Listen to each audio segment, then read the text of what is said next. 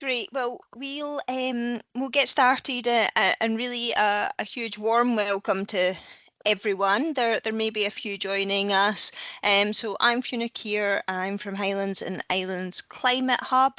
And this afternoon we're absolutely delighted to be working with Highland Community Waste Partnership and Keep Scotland Beautiful to offer this community composting Skillshare.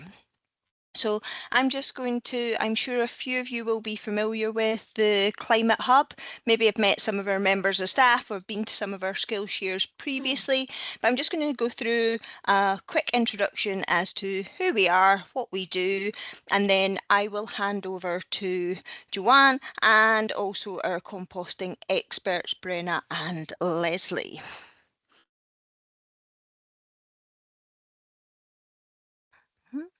My computer is deciding not to go to the next screen. There we go. So a few housekeeping, and again, I'm sure enough of you have been on plenty of virtual workshops, especially as I hear some of you are on number 5 this week, so you'll be super familiar with housekeeping. But can we ask that can you just stay on mute while we're presenting? We're really keen to have interaction throughout this session, but if you can use the chat function, that just really helps us. We are going to record this session, and it may well be posted both on websites and social media. If you're not comfortable with appearing on that, we totally understand, so we just ask you to switch off your videos so that you don't appear. We will be using the chat function, so please do put any messages in there. If you get cut off from this workshop for any reason, then hopefully help is at hand. You can email us at inquiries@hiclimatehub.co.uk, or if you go back to the link that you were sent to join the session, you should be able to rejoin and we will admit you when we see you coming back in. Hopefully there's no technical difficulties today, but yeah, if you get cut off, please do just rejoin us. So Highlands and Islands Climate Hub. This is our team here. I'm Fiona and I work in Inverness and the Southern Highlands, and I also have my colleague Ashley on the team call today. As you can see, we have a number of development officers that cover the areas across Scotland, as well as the core team managing our key functions. So the area that we cover as Highlands and Islands Climate Hub is the Highland Council area, Orkney Islands and Shetland Islands Council. So we're one of now 24 hubs across Scotland, with the programme continuing to expand. So you'll see there's a few areas there still in development. Highlands and Island Climate Hub, along with Nescan in Aberdeen and Aberdeenshire, were some of the first hubs to form, and we have been in operation for some time. So who are we? What do we do? Again, hopefully some of you will be familiar with us, but our vision is for communities throughout the Highlands and Islands to be bold, collaborative, resilient by creating climate-friendly projects and initiatives which address the needs of their community and lead for transformative change in getting the climate region ready. So what do we do? Well, we support community organisations. They don't need to be climate-specific organisations, but they are based within the community. And we look to support them whether they're already established organisations or they're really just getting started. We try to work in collaboration to support and encourage communities where we can, sharing best practice and working together in projects. And again, today's Skillshare is a great example of collaborative working. We offer education and training. So along with our Skillshares, we do offer carbon literacy training, net zero, environmental policy workshops, and also some funding masterclasses. We're here to really celebrate community climate action. So we're here to be that voice, to shout where there's successes. And again, hopefully today's another example of that, seeing where there's some really positive stories coming out of our communities and trying to give them some profile and some voice. Capacity building. We know the challenge that exists within a lot of the organisations, a lot of complex issues within our communities. Living in rural areas is a challenge familiar to most of us as well. So climate action might not be the top priority on all the organisations' list, but we're here to add that capacity and do what we can to support. Giving a voice to the communities, be it at government level, local authority. We're here to provide policy responses and report back to Scottish Government, who we are funded by. And last but not least is funding support. We do offer some direct funding support. So we have our climate action grants, which are up to £500. We've currently closed our Climate Action Fund, but we hope to open that in the new financial year, and we're only a couple of weeks away from that, so hopefully we'll be opening that in the near future. But £500 is available for community-led climate action projects.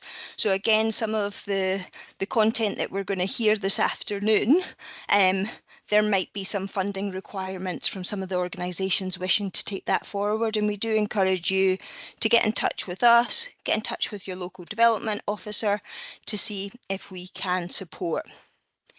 If you're a member, and it's free to be a member of the Climate Hub, then you will get monthly funding updates through our funder finder. There's a really fantastic resource direct into your inboxes that can really help and support you moving your projects forward. But really, we do just encourage you to get in touch with us, either centrally at inquiries or with your local development officer.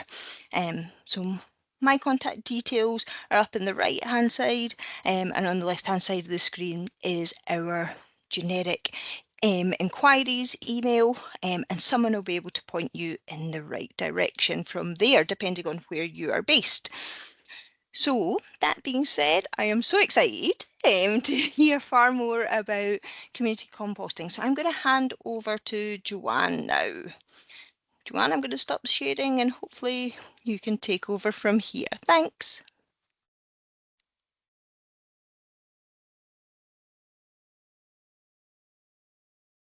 Can everybody see the slides okay?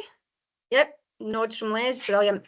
Hi there, so we are the Highland Community Waste Partnership. We're presenting community composting today to share what our activities have been and the learning that we have learned through the last 3 years. So we'll just quickly go through what we're going to be talking about, and then I'll give you a wee overview of the Highland Community Waste Partnership.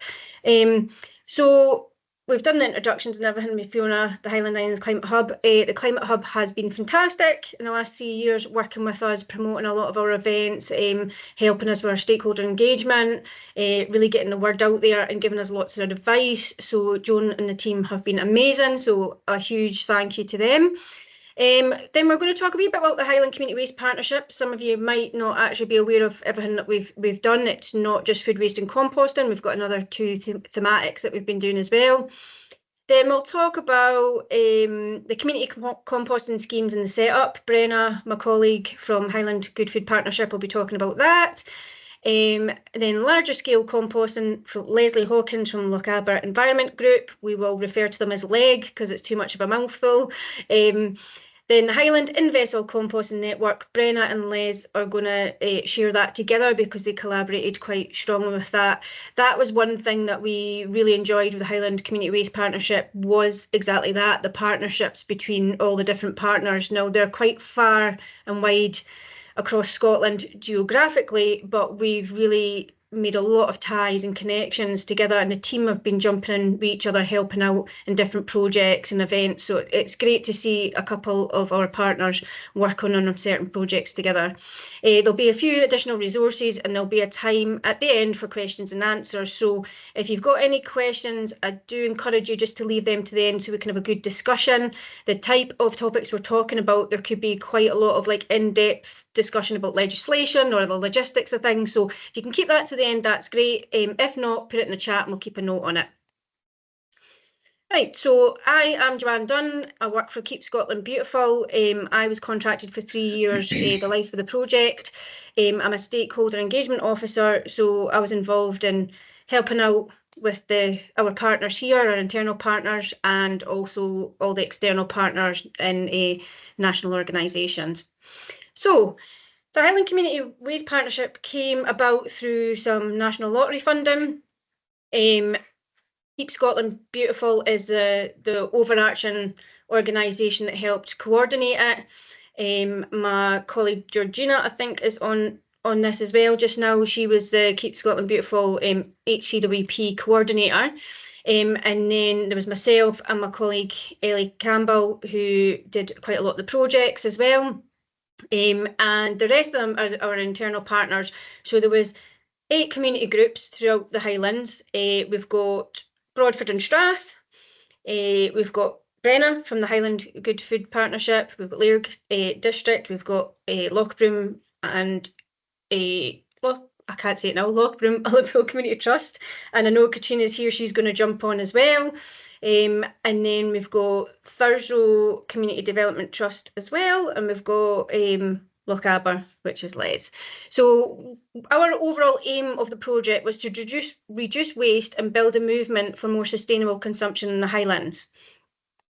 Now, how did we do that? So the programme overview, it was a massive project.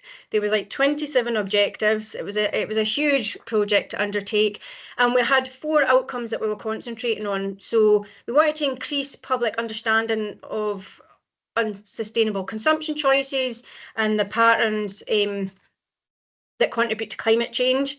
We wanted to increase the use of pre-loved, repaired and shared goods. We wanted to reduce food waste and lower emissions related to residual food waste, which is what we're concentrating. That's the thematic we want to concentrate on today. And then to reduce single-use items and unnecessary packaging and improve recycling of residual. So we did that by splitting it up into 3 different sections. We had a programme of events. We really concentrated, especially in the first year, on learning and skills. So that could be like a composting class. It could be an upcycling class. It was really about trying to reach people who weren't necessarily environmentally minded.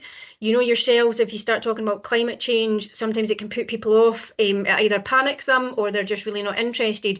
So we really tried to target hard to reach audiences by leading with something that was fun, whether it was a fun thing to do with the kids on a Saturday morning, or whether it was a skill that you really wanted to learn. Maybe you wanted to learn how to sew, you had clothes, or something that you wanted to repair. You could take along a household item and learn how to fix that. So that's really how we reached our audiences, and they've been hugely popular.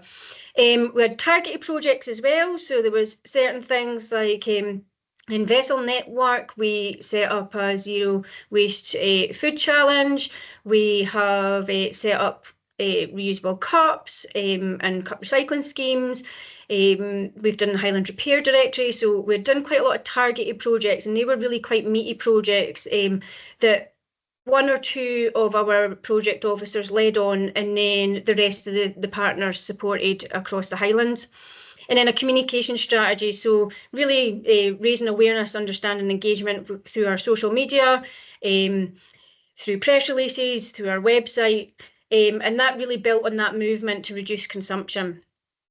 So some of our initiatives here, we also did the Youth Climate Advocates. That was our colleague Ellie who ran that. So it was teaching young adults all about climate change. and the 3 Rs, so Broadford and Strath did like a 3 Rs campaign with some of the schools there. We had a museum exhibition, so we had like a display that moved around the Highlands, which was really popular as well. It was an interactive display, and just really set the scene about what we were trying to achieve, but specific to each partner's location. We did the Zero Waste Food Challenge for households and businesses, composting for household and businesses, local community composting projects.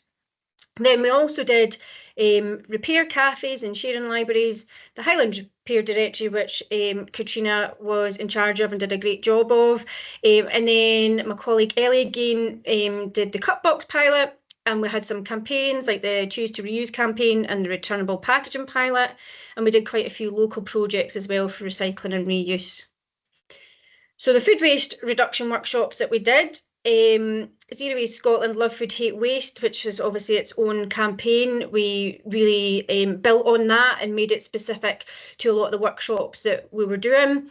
There was a lot of waste training and resources, and we shared that across the partnership.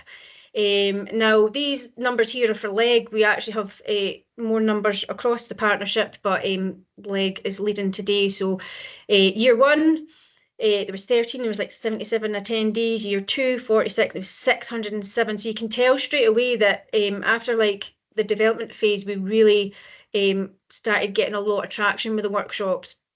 And you can see from year 3, 352 attendees. So the total was over 1,000 attendees just in those workshops alone, which really showed how much people were enjoying them and how this word was spread. And it wasn't just reducing your food, there was also fun things like fermenting courses, which does, of course, reduce your food, but it's a slightly different angle, and they were hugely popular.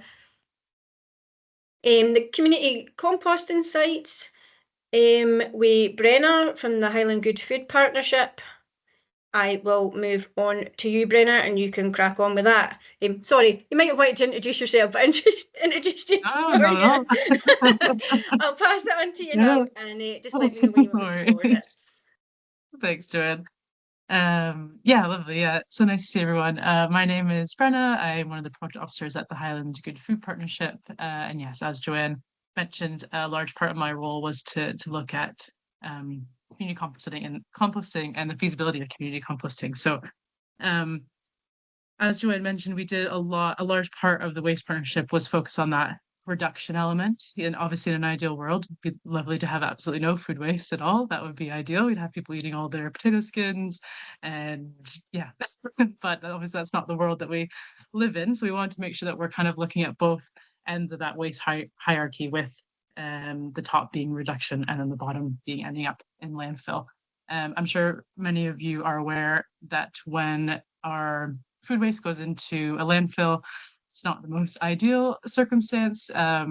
Things aren't getting the right oxygen that they need, not breaking down correctly, and then they release methane into the atmosphere, which is 21 times worse than just regular carbon dioxide. So we really wanted to look at how we can, even on a small scale, look at reducing some of that food waste going into landfill, and kind of also shifting the narrative around food waste in a way that's it can be a useful resource for local communities and growing projects and educational purposes and all of that. It's not just something that gets in a black bin and gets taken away down the road and never seen again. It's really can be a resource for local communities. I have a small growing project, and I don't know if anyone else here does, but like you can never have enough compost. So you're like constantly chasing compost. So I'd love to get more and more people involved in doing this. So yeah, and also just to mention that obviously the Highland Council has increased their food waste bin rollout over different areas.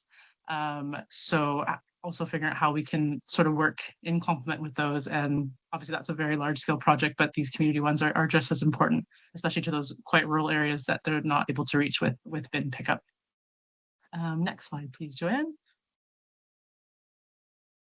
Lovely.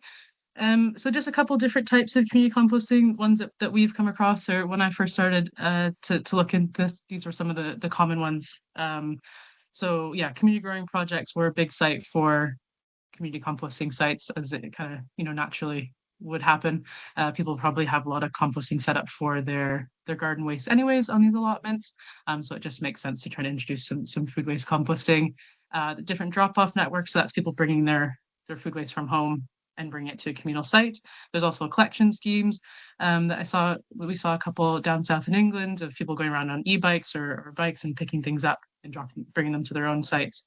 I just quickly wanted to make a distinction between that food waste and garden waste. So we are looking at primarily food waste today. That's the one that we've worked in the most for this project. Not to say that the garden waste also is an important aspect of this, but we really did want to look at that food waste reduction side of things. And then these are just some photos of some ones down in England, quite big projects. So Brighton and Hove Food Partnership, they're supported by the council down there, and they do 1,200 households food pickup and food composting, which is amazing. And then this incredible edible in Lambeth, they deliver composting workshops and community composting sites on 7 housing sites down there. So I think we were kind of looking at these and thinking like, why don't these exist in the Highlands? What can we do? Can we model anything, take little bits from this and see if it would work? And not even in the Highlands, it was Scotland wide. It was really quite difficult to find examples of community composting that's going on around here. So this kind of started us, I suppose, on our journey of what we could do and what we could bring here. Next slide, please. Thank you. Don't want anyone to get scared by the title, regulations. It's going to be really quick and really painless, I promise. So this was one of the things that we found about maybe why there weren't so many community composting projects going on up here, that there were different regulations, and the regulations being not so much a bit of a barrier, I suppose, but more of like a stopping point for people. Like as soon as people realized they might have to do some regulations, and there was a bit of like governance around it, it kind of like put up a wall for folks and didn't make it as accessible as it could be. Whereas down in England, it's a much simpler process. So I just quickly wanted to run through some of these regulations and maybe make them a little less scary, because what Les and I found, I think, and Katrina as well, the regulations around it are very like jargon. They're quite jargon heavy, and they're maybe not the most accessible, but once you get into them and you know what you have to do, they're very easy, and it's often very simple. So that was one of the big things we wanted to try to do with this project, is to try to just make them a bit more accessible for folks. So for small scale, SEPA, Scottish Environmental Protection Agency, and Animal and Plant Health Agency are the governing bodies that have everything to do with composting, and they're concerned with waste moving around. So they'll have they're who you go to when you're looking to register a composting project, community composting. So for small scale projects, so things that are less than 2 meters cubed and less than 10 tons a year. So just for context, the average is about 2.4 kilos of food waste per household. If you had 10 people signed up, that you're well under your 10 tons. You'd be quite impressive actually to get more than 10 tons in a year. But yeah, so these are for small scale projects. It is to do with organic food waste, so just fruit and veg scraps. I'll talk a little bit about animal byproducts on the next slide, but so just your vegetable peelings, your fruit pits, your tea bags, your coffee grinds, all those sort of things. That's what's being included in these ones. And what's good about these micro projects is that it has to be less than 2 meters cubed, but that can be multiple units that are under that. So you could have different bins set up in an allotment area, or in a community center, something like that, and they all fall under this one registration. So that's quite cool. So it can be slightly bigger, but yeah, it's still small. And this is free to register.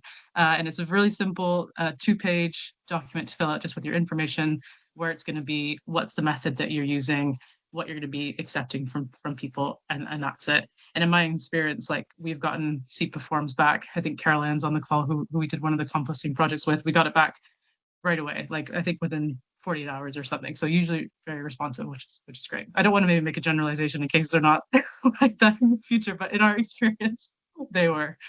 And then if you do go a bit bigger, small and medium projects, so more than that 2 meters cubed, and you're composting, but you're still composting less than 400 tons per year. It's just a slightly more involved form. And if it's less than 100 tons a year, there's no charge. And between 100 and 400, you can see the price there, £522, and then £415 for the continual registration.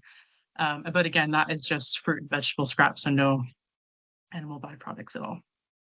Next slide, please. So yeah, so then to talk a little bit about, yes, these animal byproducts. So your meat, dairy, eggs, cooked food, all of these things.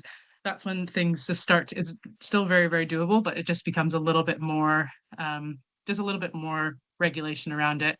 And then that's the bit that's governed by animal, plant, and health agencies. So you're having to involve sort of another organization in that.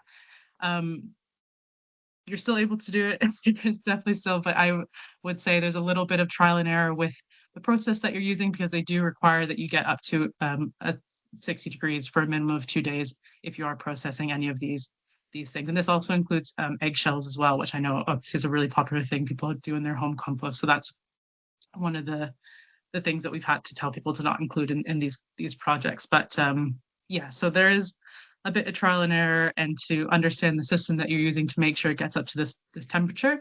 But Animal, Plant and Health have a really good risk assessment that you can fill out on their website, where you put in all the details of what you're doing, and they give you a score. And if it's under that score, I think it's like 19, is it, Les?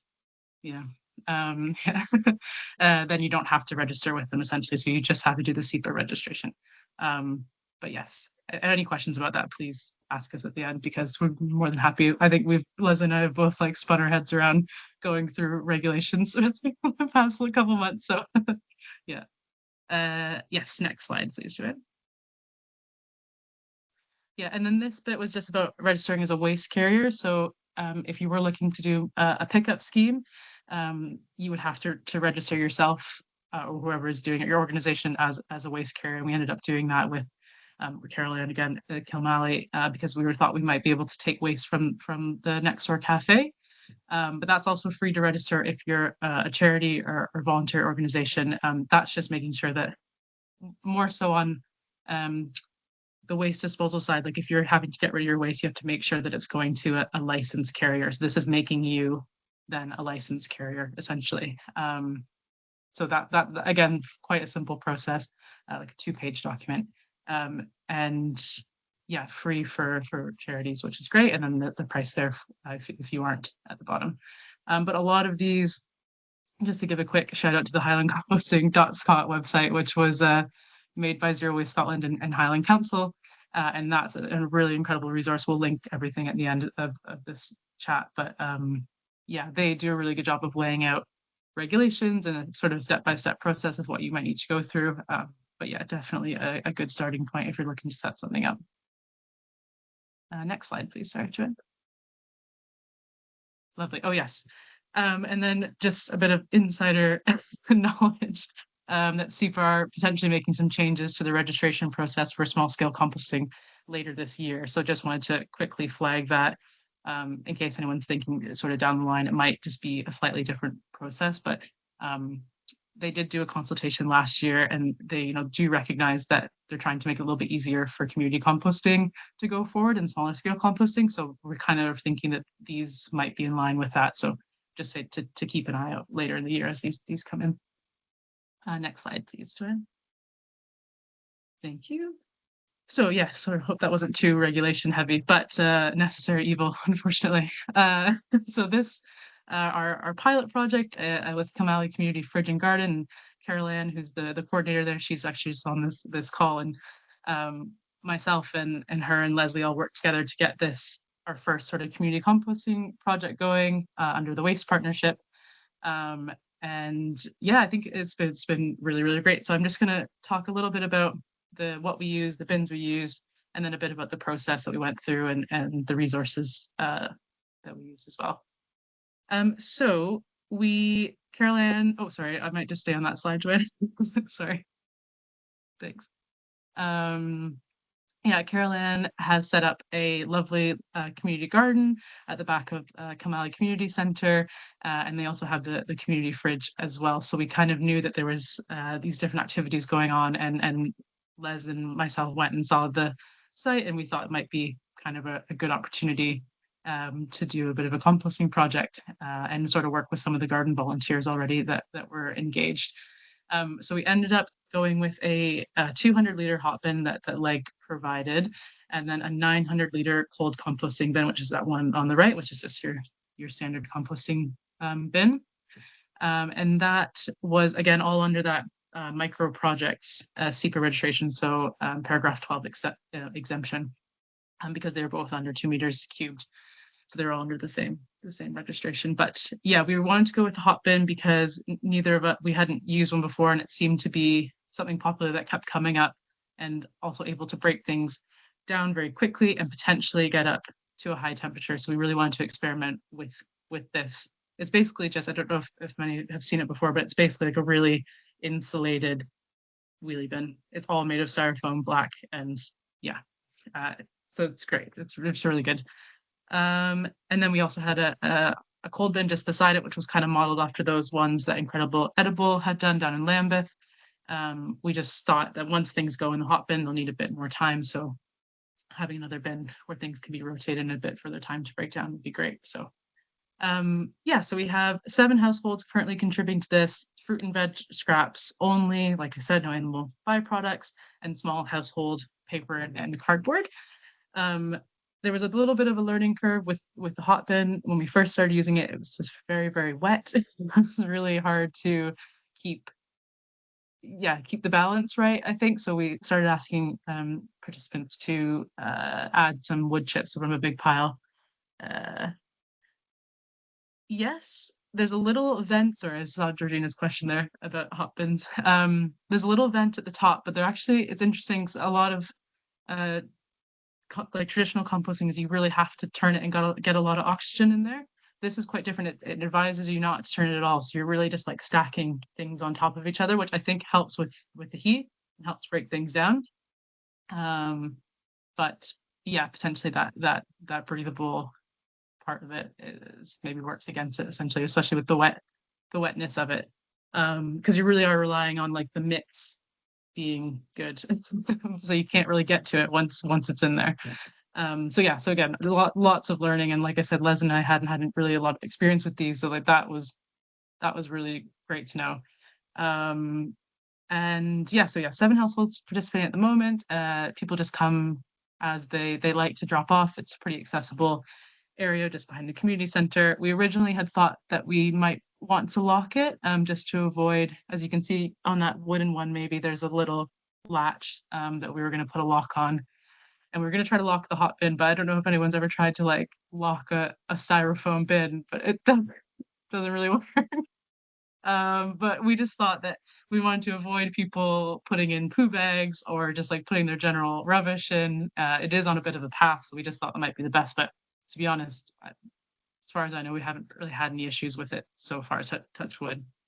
People generally know that it's a compost bin and don't put anything in anything else in. So yeah, and so far, so we started in April 2024 last year, and we've composted 599 kilos so far. So that's great. So it's just coming up a year.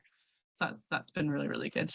We just asked folks to weigh their bin before they put it in, and then fill out a little Google form just so we can keep track of those weights. But yeah, so that's that project so far. Yeah, next there, Joanne. Thank you. And then just to talk a little bit about what it was that we did and the resources that we use and whatnot, and what we gave folks. So yeah, we had an initial meeting with Carol Ann, obviously, got everything ordered. The bins were made by the lovely workshop studio in Fort William, the cold composting bin. We put up posters and advertised on social media just to get people interested, but again, tried to take advantage of that gardening group or the volunteer group that Carol Ann already had engaged with the community center.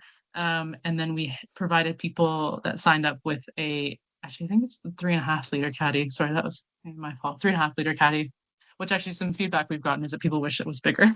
So that's good to know. And then we had some branding on it, just a sticker to say, thank you for taking part.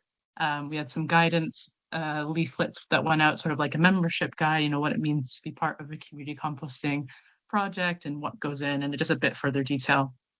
And then we just had this little handout as well as what goes in my bin that people could keep up. And then we had a bit of a launch day, and people came and got their bins, and we toured around the garden and showed them the different setup and what to do essentially. So yeah, and then we also set up a WhatsApp group, which has been really great. People just saying if there's anything that looks a bit amiss in there, or needs, if the cold compost bin needs turning, we have a rota, and people will say when they've done it and whatnot. So that's been quite good, and I think really helpful for that communication bit. But all of these will be available, hopefully, well, to be passed on by the end of the project. So if anyone wants to use them as templates for setting up their own community composting project, we'll be able to signpost them to that. Next slide, please. Oh yeah, sorry, this was just, again, just a little membership guide template that can be adjusted how you like, but just with some key details in there. And like, this is some little niggly things to like include if you want, like no avocado stones, or chopping up whole cabbages so that it doesn't take forever to break down, just little bits like that. But yeah, next slide, please. Great. And then yeah, this is just some of the feedback so far. Yeah, 599 kilos composted, and people just commenting on how it's reduced them having to put out their regular bin every time, or having to do it much less. And then also this part of the project that we wanted to emphasize with community composting is that maybe people don't feel like they have the skills or have tried composting before and it hasn't really worked very well. So like trying to do a bit of knowledge sharing around it, and maybe like just share it around a little bit, so it's not just one person having to figure it out on their own, having a bit of support around it as well. And then this response from some of our participants about how the community composting has impacted their daily habits, and 83% finding that it has significantly changed. So yeah, just some good feedback there from everybody. And next, please.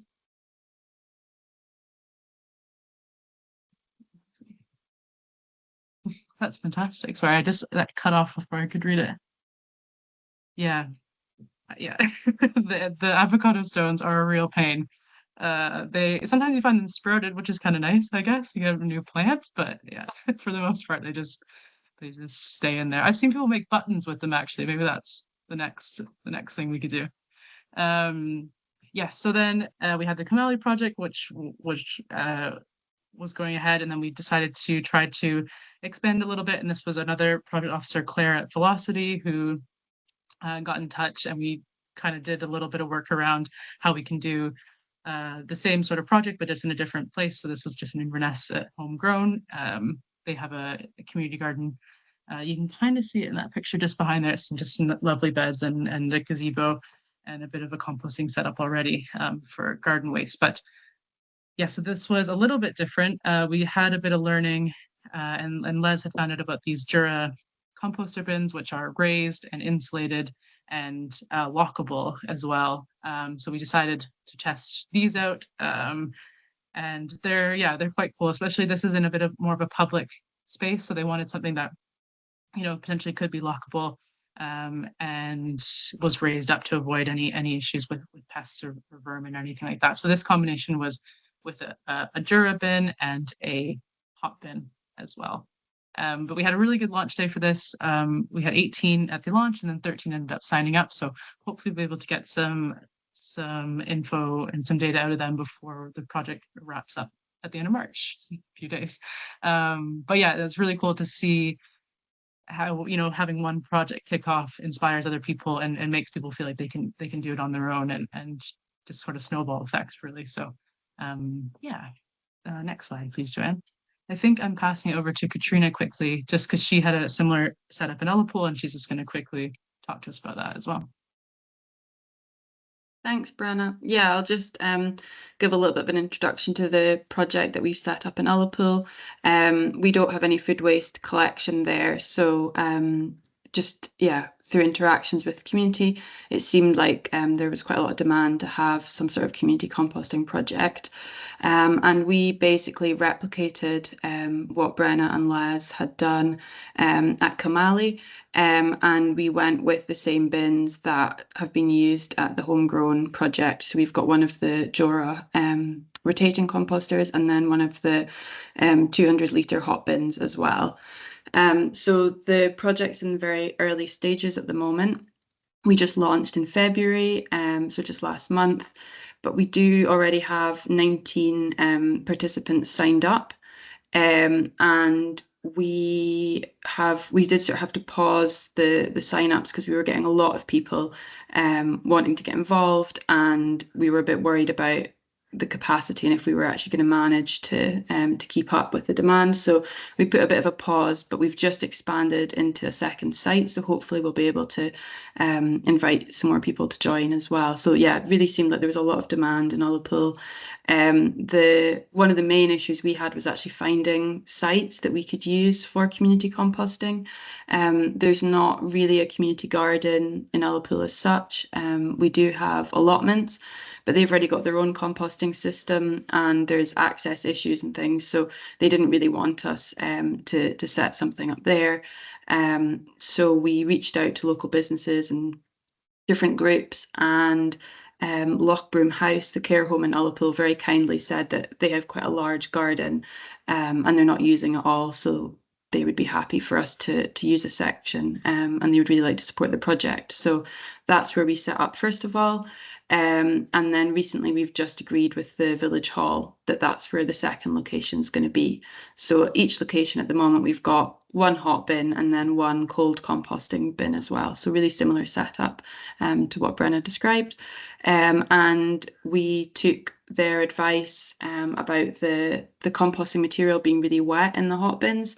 So we've got, you can just sort of see it in the picture. It's not a great picture, but under the rotating bin there's a metal box, and we've just got that set up with like shredded cardboard and egg boxes and a bit of wood chip as well. So we've just asked people if they can add some of that while they're adding their food waste.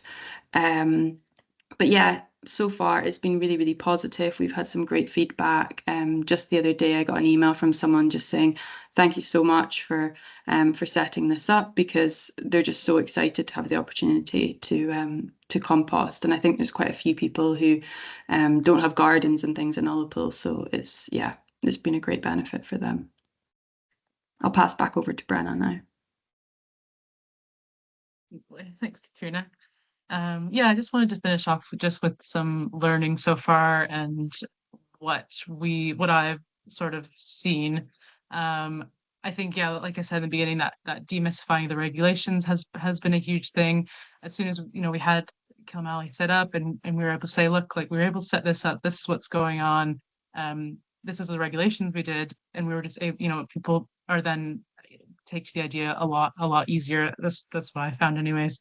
The power of starting small, I think, was really important. It allows you to figure out what works and what doesn't, and just work out any kinks, like sort of we had with the hot bin in the beginning. That was really important.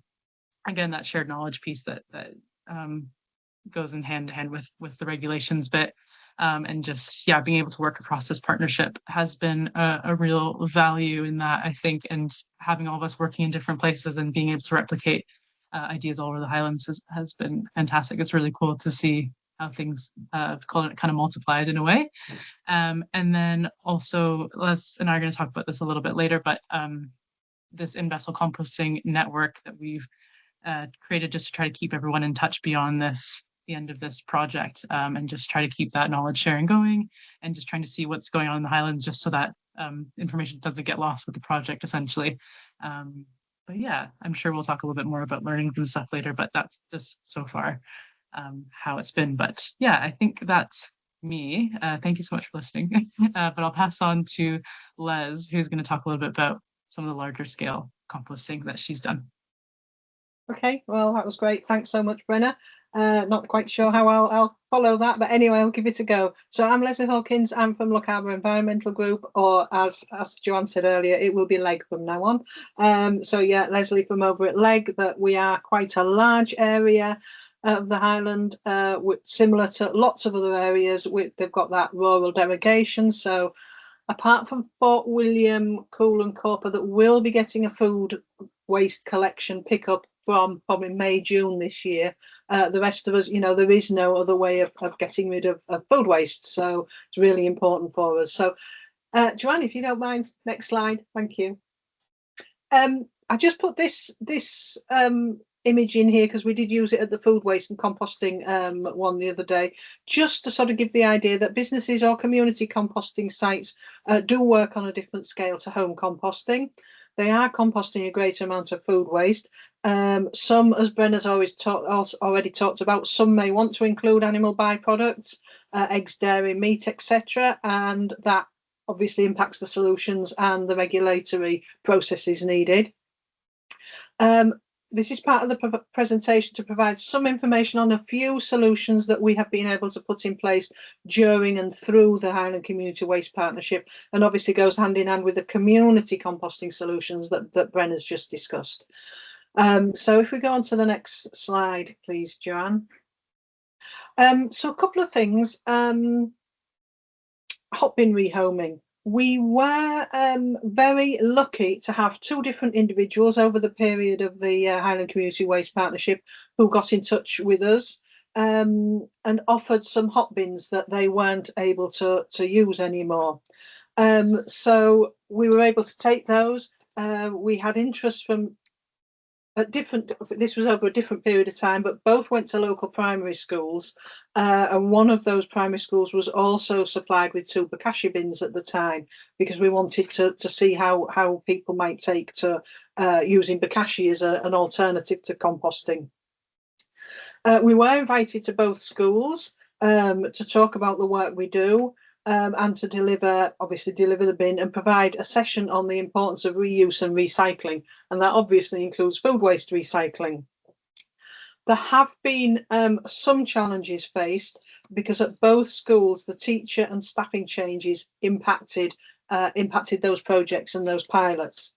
For one of the projects, it was instigated through contact by one of the parents, very keen supporting both with the school but composting, and she supports the school with some growing in the school's polytunnel.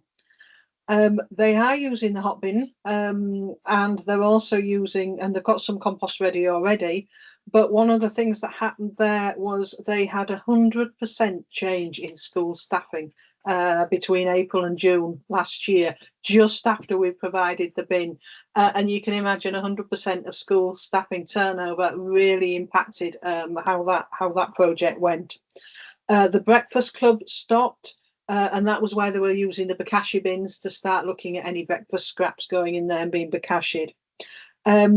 The parent did approach the staff in January to see if they were willing to compost lunchtime scraps, and they're not quite ready for that yet, but they have now got a staff breakfast club restarted for 2 days a week, and the person who's running that is really happy to start putting the scraps and the bran into a composting bin.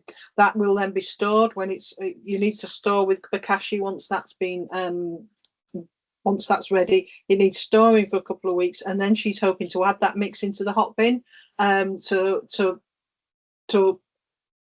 make that go faster, etc. One of the things that I think is sort of feedback that we were talking about is perseverance, especially with schools when we do have quite a bit of staffing turnover in different schools here. So perseverance, new staff have maybe got a lot of other focus that they need to be concentrating on when things like that have happened, but just chipping away and going back and bringing up the information, and actually at some point somebody will take it up, which we found, with the bokashi, and therefore we'll be able to do a little bit more monitoring of that, or hopefully she'll be able to provide some more information of that going forward. So that was just a little bit of information where people had got in touch and we were rehoming some existing hot bins.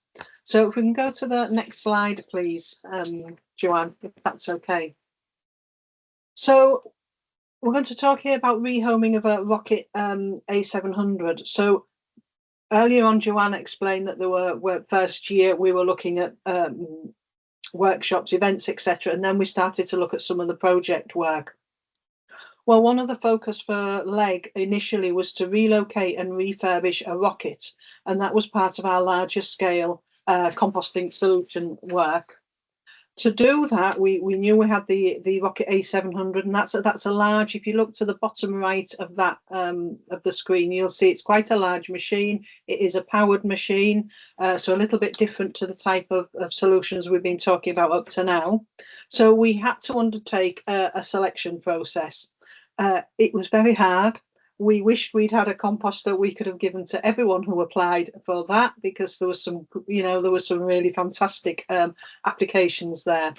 Now, the Ardtornish estate, who are on the Morven Peninsula, were successful in getting that, and that project is actually being led by the head gardener. So John, the picture of John on there, John's the head gardener, and he's really keen to be able to produce his own compost. And they're in the series at the moment, as well as refurbishing and relocating the rocket down there. We had a Tidy Planet who manufacture the rockets up in December 2023 to do some refurbishing work that was needed. That's been put in place in a it is a new building on the estate, and they are now in the process. When I went down, it was a few months ago, but they're in the process of building some very large external composting bays as well to supplement that work.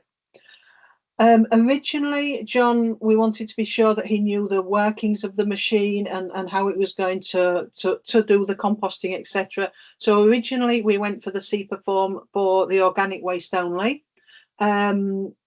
Even though it's a larger machine, we had to do the longer form, so it was a longer form for us to complete, but we decided to go with the organic food waste only.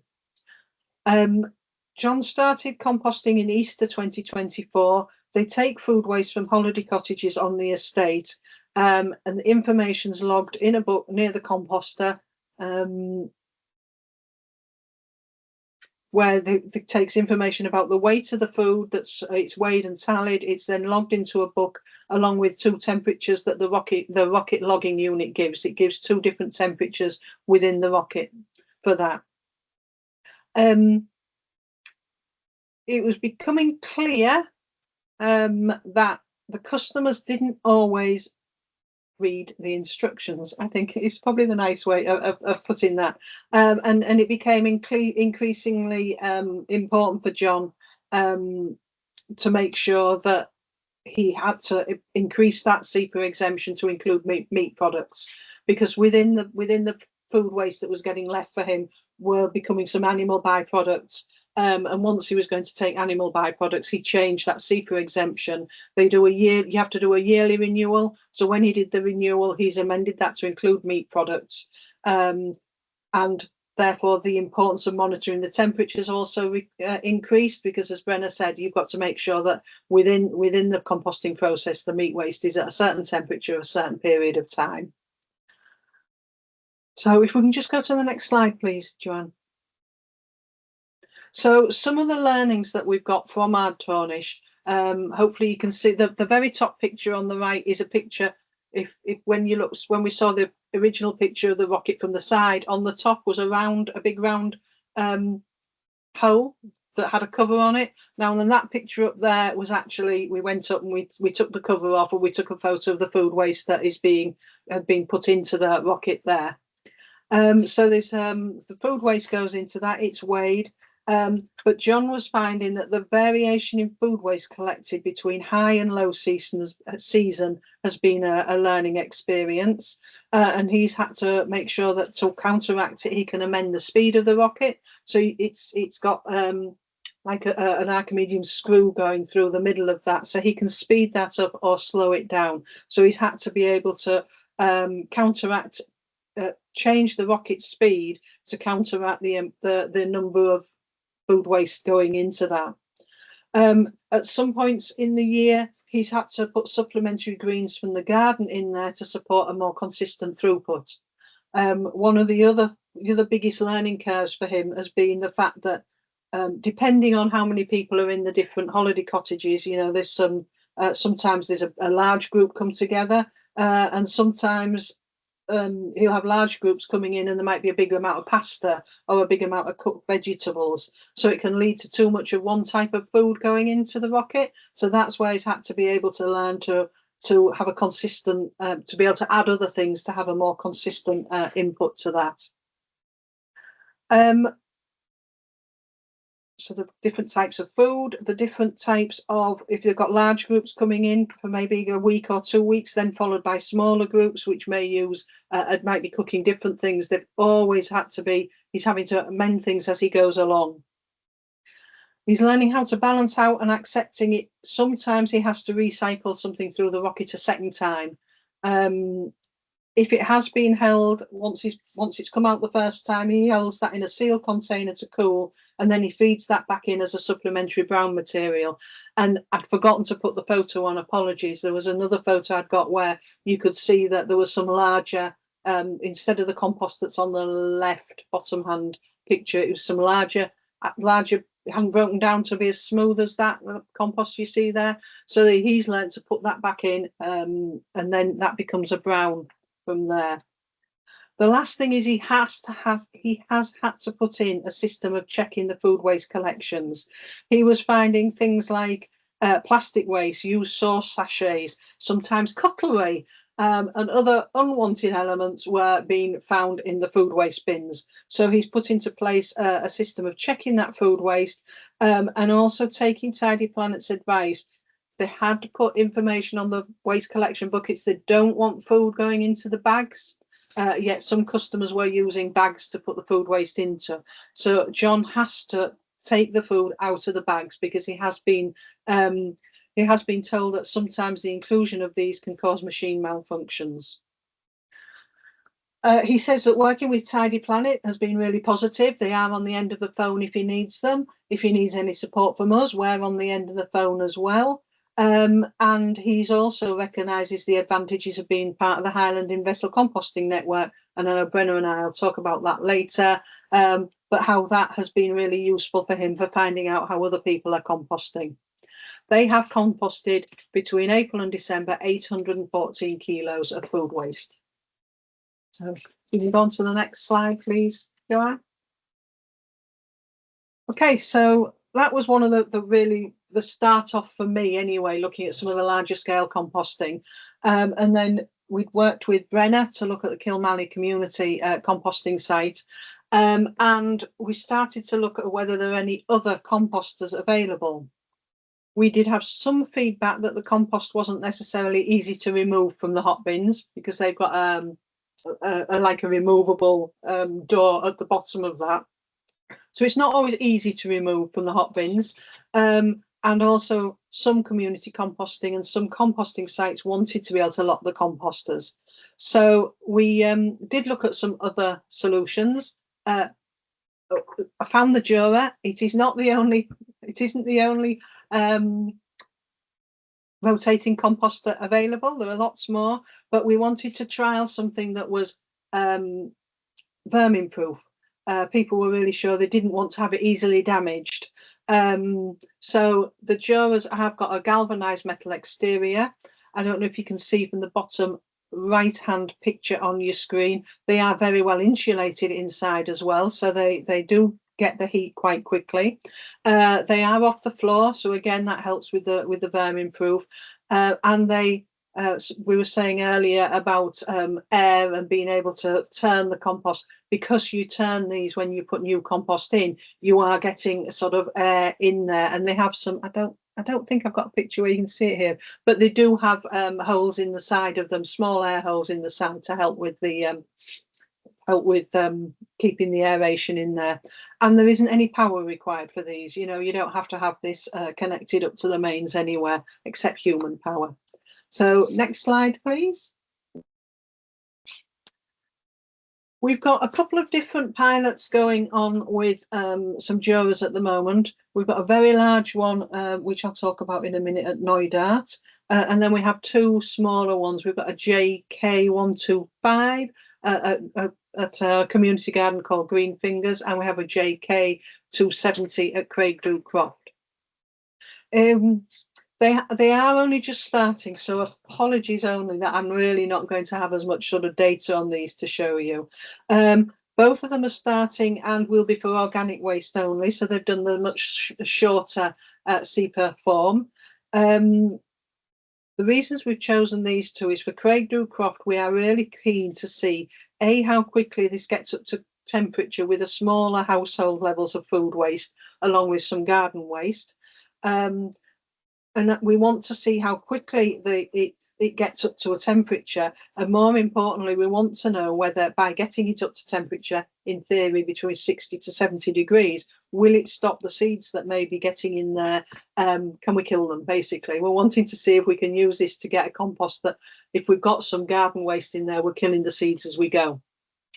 The Green Fingers Community Garden, it's a community garden in the Fort William area that's run in conjunction with the Montrose Centre through part of the National Health NHS, and they have some service users who access the garden who maybe have physical or learning difficulties, and we wanted to see how composting their sort of lunchtime food waste, scraps, etc., along with some of the green waste from the garden, how easy their service users would take to composting, how easy they'd take to recording the data, etc. And they do a lot of growing in the polytunnel. They've just had funding for a polycrub that's gone up, so obviously they're wanting to be able to use the compost that comes from this as well.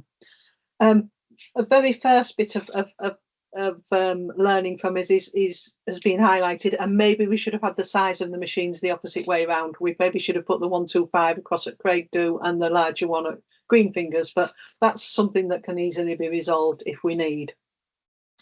If we can go to the next slide, please. And then this is sort of the last example of larger scale composting at the moment. It is a pilot composting solution that's a collaboration between Knoydart Farm Community Interest Company and the Old Forge Inn, which is a community benefit society. Both are based in Inverie on the Knoydart Peninsula. The reason that we were aware of Knoydart being interested in a pilot was that they had also expressed an interest in the rocket, but had been unsuccessful at the time. I don't know if you know, but Knoydart is a remote community. It is part of the mainland, but it's not connected to the road network. It's either a 2 to 3 day hike in there, or it's a ferry trip from Malig. And Malig itself is nearly an hour outside Fort William at the end of the road to the Isles.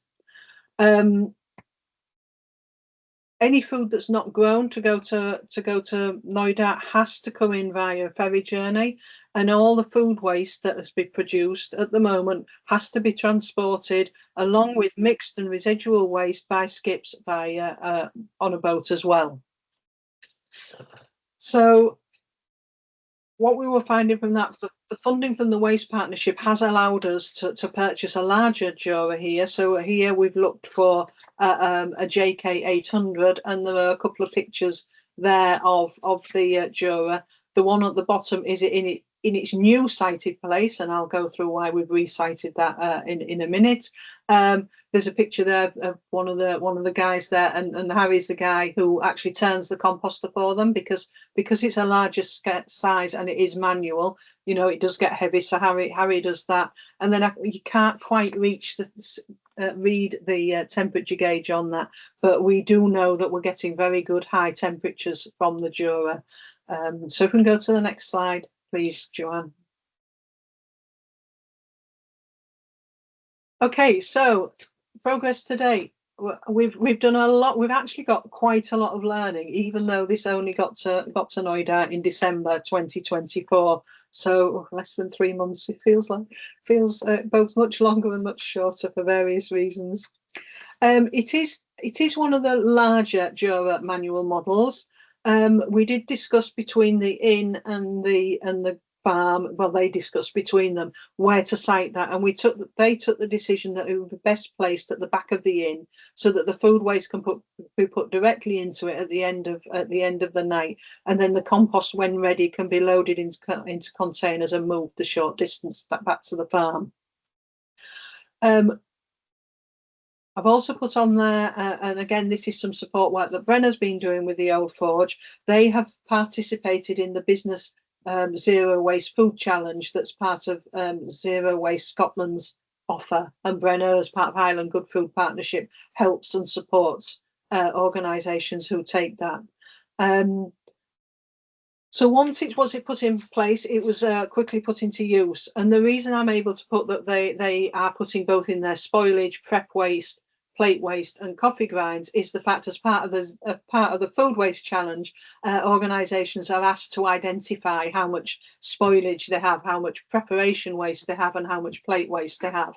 Now, once they've finished that food waste challenge, it might be that they will just weigh the overall compost going in, but at the minute they have been able to split out the amount of each of those types of wastage going into the Jura. Initial use indicated, and bearing in mind that this only got to them in December, so from first, when it was starting to use, they've indicated the composter heated up very quickly.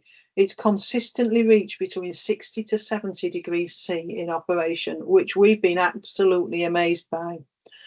In the short period of time that it's been on trial, there has been a lot of learning, and we'll go on to the learning on the next slides in a minute. But 180 kilograms of waste has been composted between January and March. So if we go on the next slide, please, Joanne. Quote from Ben at the top. I mean, he's just so chuffed. Unfortunately, he wasn't able to come today, but he's been so chuffed at the quality of the compost that they've got out. You know, he's put in there within the first few weeks, they've got two bags of excellent quality compost of a good consistency. It is transferred, and then it does go into maturation bays, and they have a series. He's said to me that they have 6 maturation bays, and it will start in one and it will go through all of those maturation bays before it is used. So, summary of some top tips. Getting the mix and the process procedures right takes time, so be prepared to experiment. And that's exactly the same as John's found as well. They're saying as more food waste of different types was added, it was observed that they had a need to get the balance that works for them and for the machines. They were originally putting potato peelings in that they get from a peeling machine, but they're very wet. So it was important that they understood that impact the consistency of the materials in the Jura and needed to add a lot more browns adding. And sort of to make that more, I've forgotten the word for it. Anyway, never mind. To impact that even more, we are on the west coast of Scotland. Apart from this last 2 weeks, it's very wet on the west coast of Scotland, and they've identified that really the composter should be sited under some form of cover. The finding, because when you open them and there are tiny holes in there, so the rain is making a difference into the consistency for that. So that composter has been moved, and there will be a cover put over that in the very near future. They just sent me that photo this week, so they're in the process of moving that. So if we could go to the next slide, please.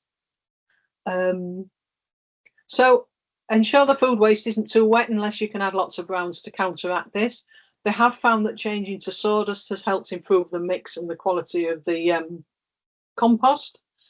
They're also finding that with the different types of food waste, they're having to add higher proportions of browns or wood chip depending on what's going in. At the moment, to combat some of that, they're going to start only hot composting the raw cooked meat, eggshells, citrus peels and plate scrapings and any cooked food. And they're going to put the veg scraps that haven't been cooked, etc. They're going to cold compost those. Those are going to go for cold composting just until they can get this mix right and hopefully reduce the wetness that's coming from some of those. It will need an adaptation of the processes, and all of that is currently being planned.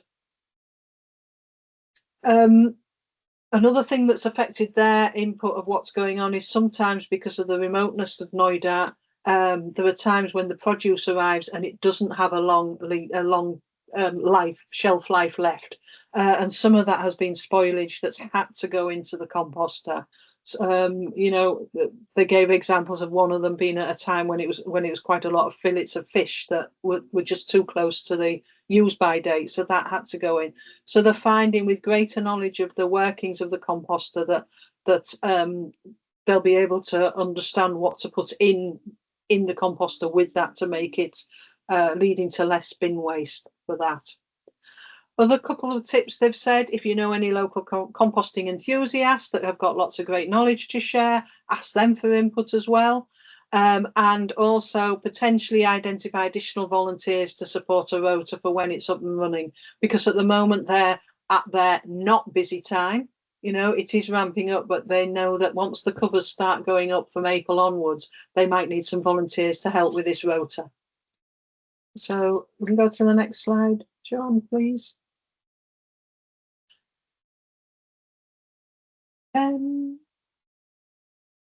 Oh no, can we just go back? I've forgotten one bit, really sorry. So again, on the Noida slide, one of the other things they've found is there is a lot of interest in Noida for this solution. They've got at least 3 other businesses who are interested in looking at being able to compost their food waste.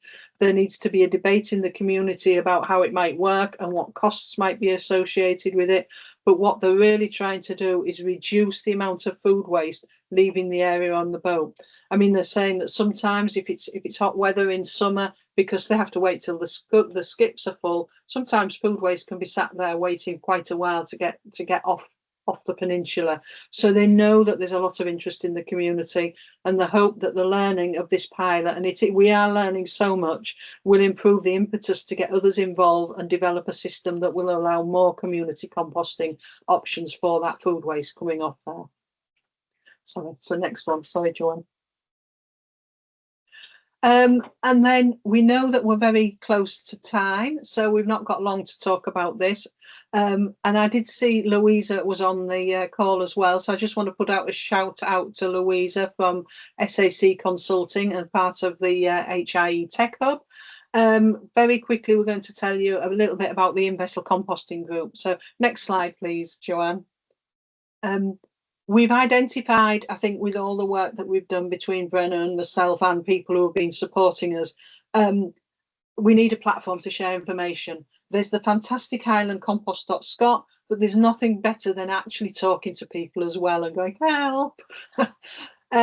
So it is a platform to do. We had 5 meetings in total. We had a number of people coming to that online group. We managed to have a community learning exchange visit to Mull and Iona Community Trust, which was fantastic. They've been so willing to share their learning as well.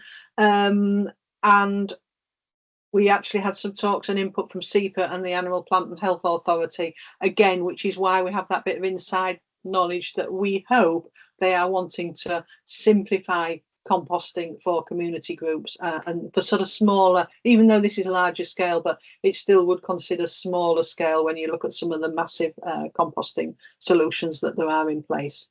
And then I think I'm passing over to Brenna for the next one. Yeah, no worries.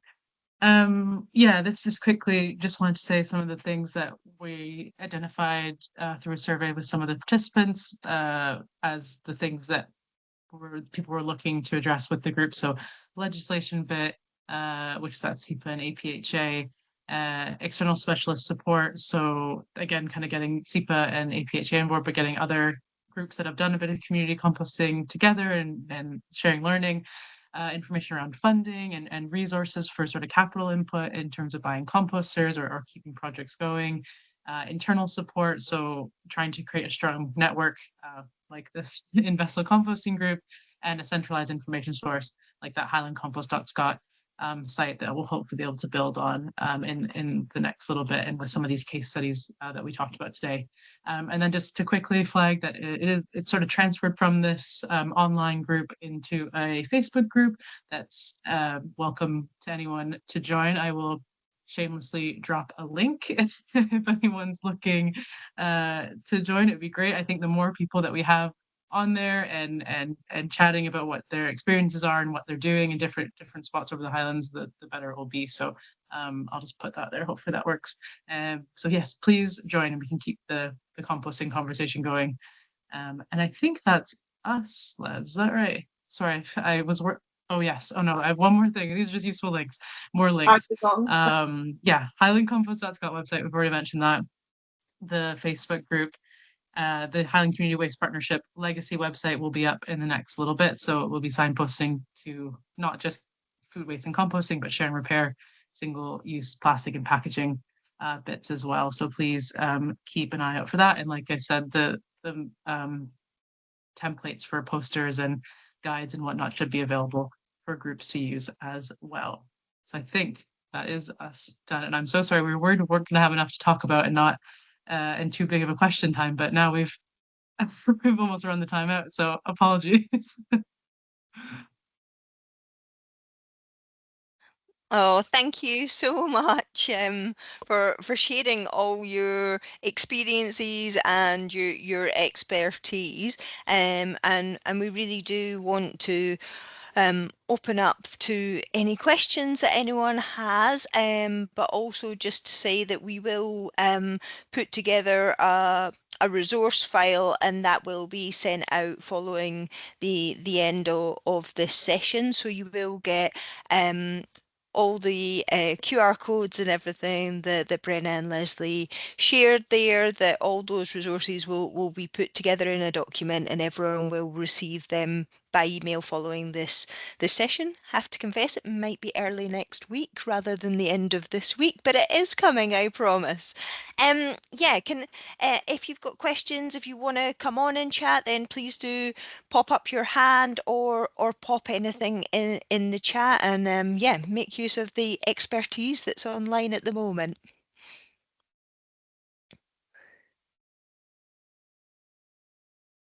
Can see that Ryan is typing away, so we'll see what comes in there. But yeah, please do put up your hand if you have questions.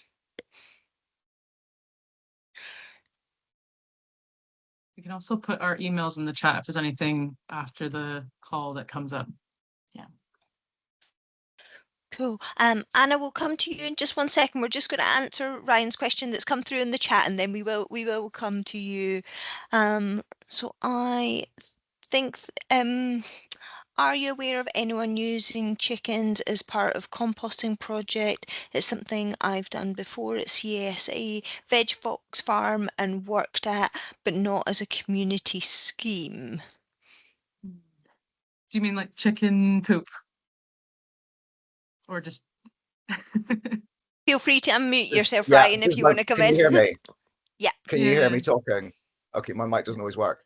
Yeah, so like literally they just had chickens and stuff would get dumped in and they would kick it all about, and it would kind of, they were using them to go through a lot of it, and obviously they were like pooing on the stuff as well, kind of, and just turning it. And I don't know anyone that's doing that on sort of a community level. I do think that is where the regulations get a bit tricky, because with the animal, plant and health, you have to make sure that that no animals have access to the site or within a certain distance to the site. Yeah, so because I'm aware of people elsewhere who do like Vermont Compost, if you know them. Okay.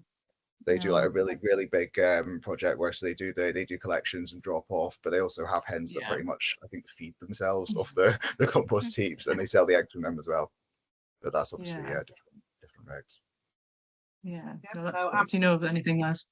No, ditto. I'm not aware of anyone for any community composting or anything like that does that, I'm afraid. Yeah, sorry. Thanks, Ryan. Anna, do you want to come in and unmute yourself? And yeah. Sure, just some noise going on in the background there. Hi, thanks very much for covering so much information in such a short period of time. My goodness, my brain's buzzing. My question is, on the 1st of April, what's the first point of contact for one if a group wants to set up a new community compost scheme? Thank you.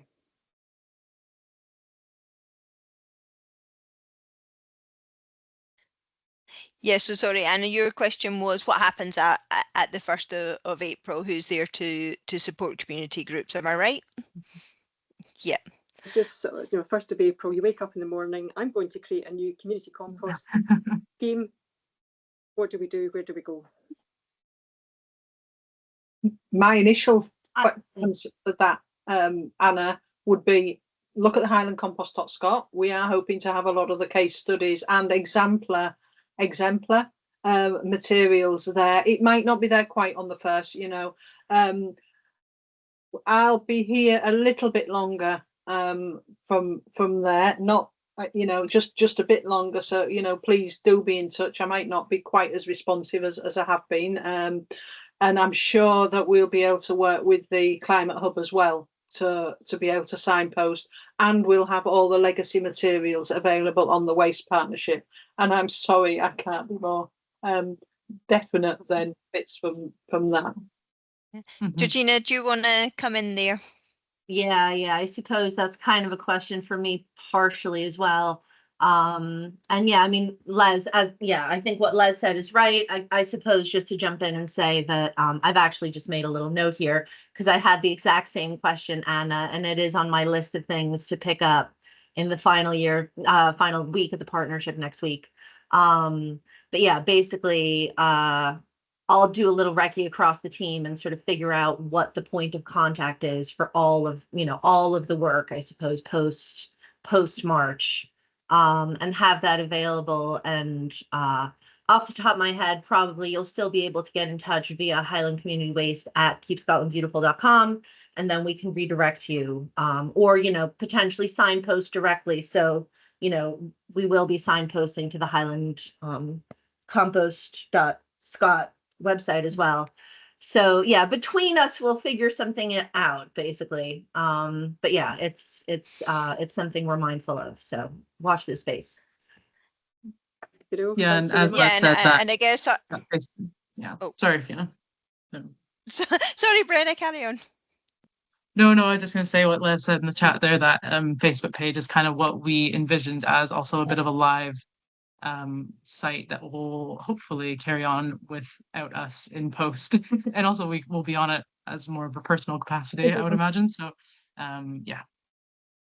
Yeah, and I guess what I would say for community groups based across Highlands and Islands, then again, the development officers from the Highlands and Islands Climate Hub will absolutely support where we can, depending on what stage your project's at, particularly if it is one of the newer projects that's looking about how do we get started or requiring support with funding or anything like that. Yeah, so hopefully in terms of a collaborative effort, there is still a kind of support network there. Brilliant that the website's there, the Facebook group's there, and the kind offer from Lesley and Brenna to carry that on as well, continuing input into that. But yeah, the Climate Hub is there as well as a support mechanism. Lesley, did you want to come in? Was that your hand up? Yeah, it was. Anna, you've put, is there another Facebook group or just the Invessel one? For the work we've done, there's the Invessel one, and that is generally people from within the Highlands, although people can obviously join it out with the Highlands, if they're sharing that. But I'll also try and get, I've got a couple of other different Facebook compost groups that are there. Ridden enthusiasts have one if you're lucky enough to have a Riddan. I mean, we've not managed to get a Riddan. There's a community composting Facebook group as well that's really good on there. I think the reason we wanted to have a Highland one is quite a lot of them are based in England and the regs are different. So that's really, we just needed something with the SEPA side on that, but it doesn't mean that the advice that comes from the other one, are excellent. I keep my eye on some of them and they come up with some fantastic stuff. Yeah, and again, I would just reiterate again the links and the notes that have obviously been put in the chat. We'll include them in the summary document that we'll put together following this chat, so you will get that information through if anyone's not managed to kind of pick it up or it disappears from their screen. Don't worry, you will get it emailed to you. Caroline, your hand's up. Do you want to come in?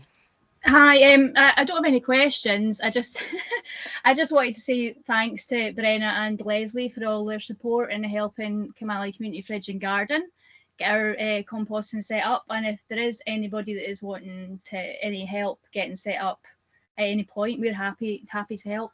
It's been a really good experience. We've had a lot of other involvement, so we have a community garden as well, so the kind of knock-on effect from having the composting is we've got volunteers helping out more with the community garden now as well. So yeah, it's just generally been a really, really good experience. So I just really want to say thanks. Oh, wonderful. Thank you, thank Caroline. It wouldn't have been possible without you being there and championing it. So no, it's been good been fun. a real pleasure. Good fun. It's lovely to talk about compost with other people that understand it. Oh, wow, what a wonderful comment to conclude on. Unless anyone did, if anyone had any further questions or anything, please do pop up your hand while we have everyone online just now. But yeah, if no one's got any other questions, it's really a huge thank you from us at the Climate Hub. Thank you so much for allowing us to host this session, to share all that information as well. It's really fantastic to hear what the learning, the outcomes, and the continued projects that are going on. So thank you to Joanne, Brenna and Lesley for contributing to the session. As I say, we will compile some support notes and the links and everything and make sure everybody gets a copy of that. So really just a big thank you, and you're welcome to go out and enjoy the sunshine while it lasts as well. So thank you, everybody. Thanks very much.